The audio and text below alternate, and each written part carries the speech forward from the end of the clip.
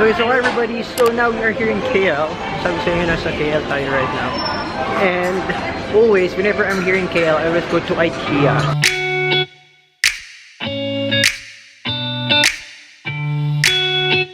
So right now, I'm in KL kasi this is one of the closest IKEA and most convenient IKEA close to the Philippines. Kasi wala pa nga kaming IKEA. So ngayon, samahan nyo ako to check out some stuff here in IKEA. Wala akong IKEA. I don't know if the audio is good.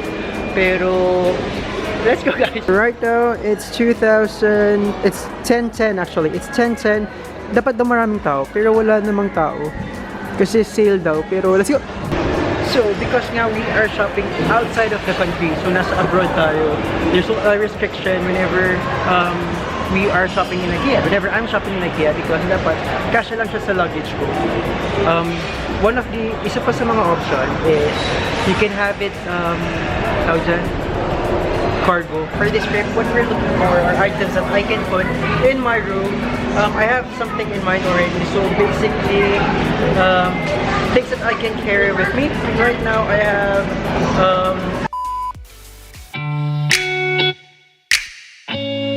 okay, this is actually what I wanted to buy.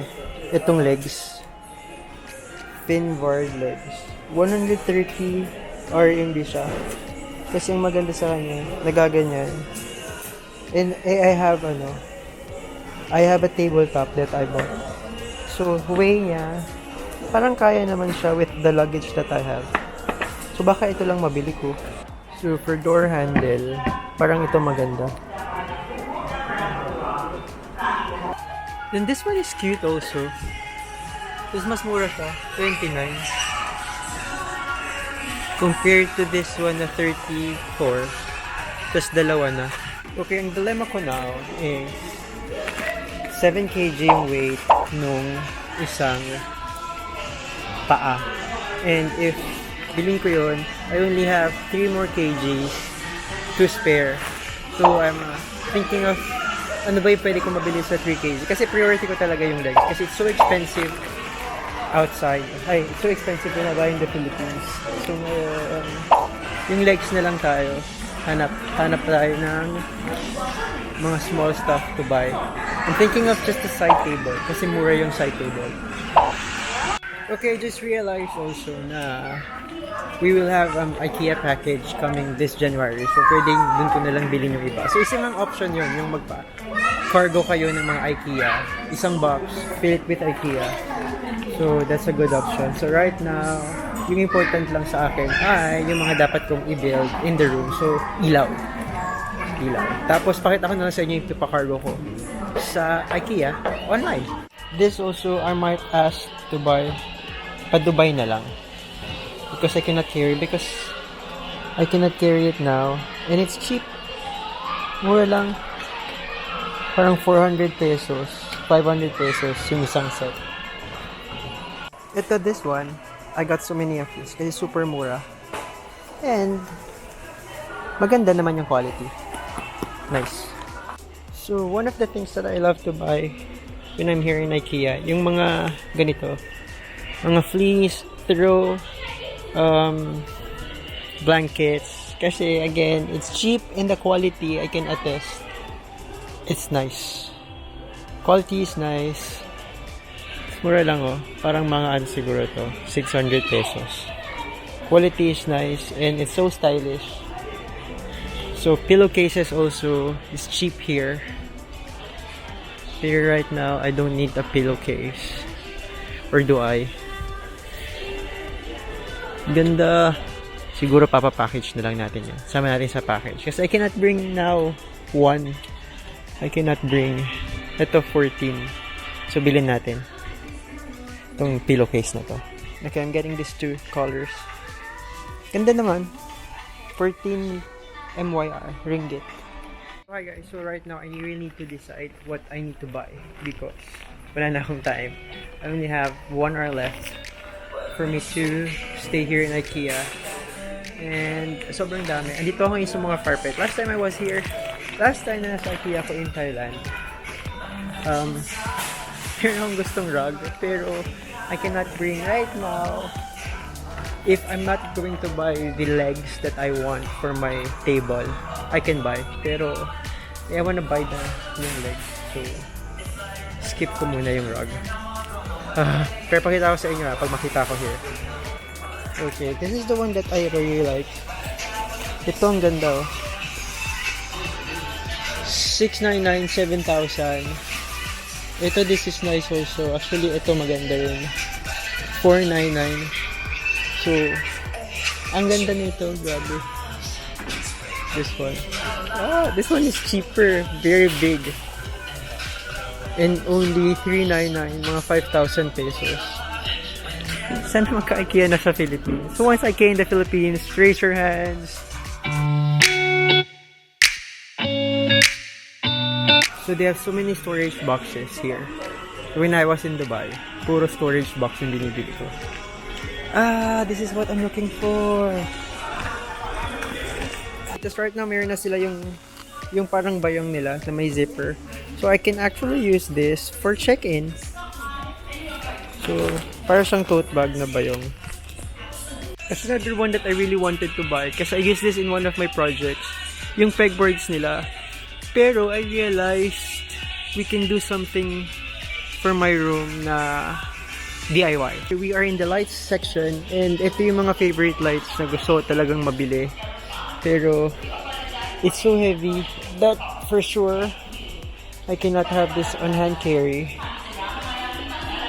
See, ang bigat kasi nito eh. Pero it's cheap here compared when you buy in the Philippines. So parang papatak na it's just around 3,000 peso, 3,500.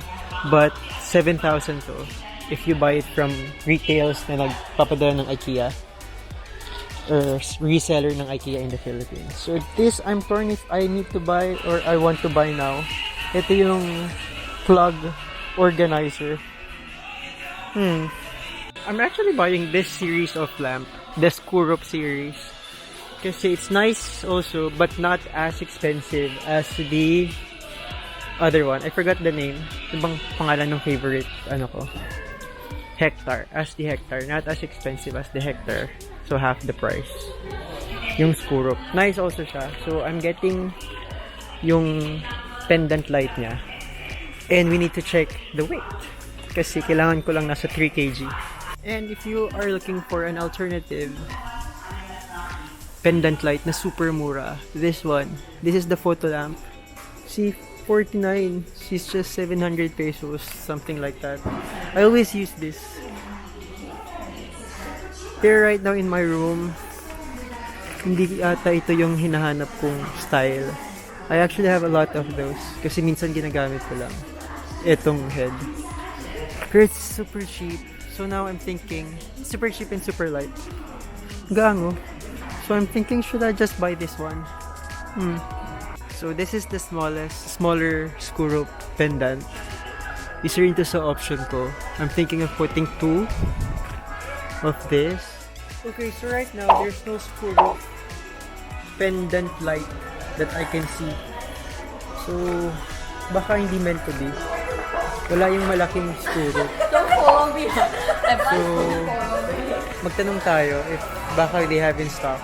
Pero as of the moment, I cannot see any of it. Okay, so it's not on display. Ito siya. So I'm getting one. So, meant to be. Okay, look at this. This is so cute. Ang cute to. This clock. Kano kaya? And magnetic? Ata, may magnet. Ay, hindi ata magnet. Magnetic ba? I think magnetic. Hindi lang itong bakal. Hanap tayo ng kung saan siya pwede mag-magnet. Magnetic. Okay. Let's get.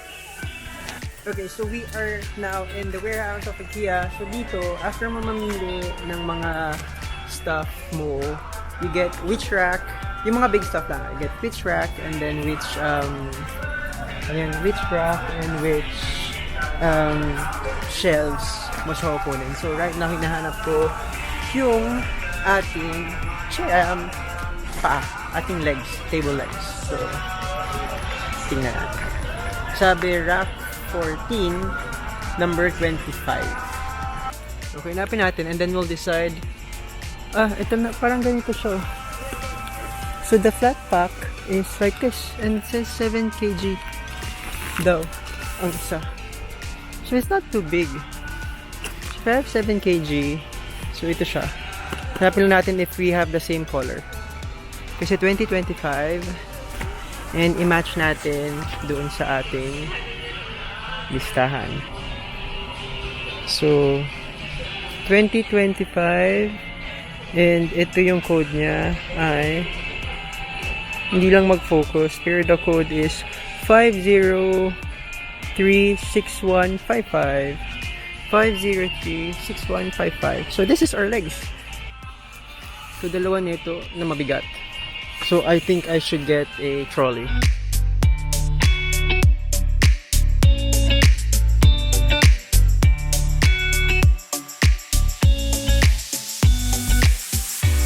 Okay, so far yun na muna yung binili natin for my room.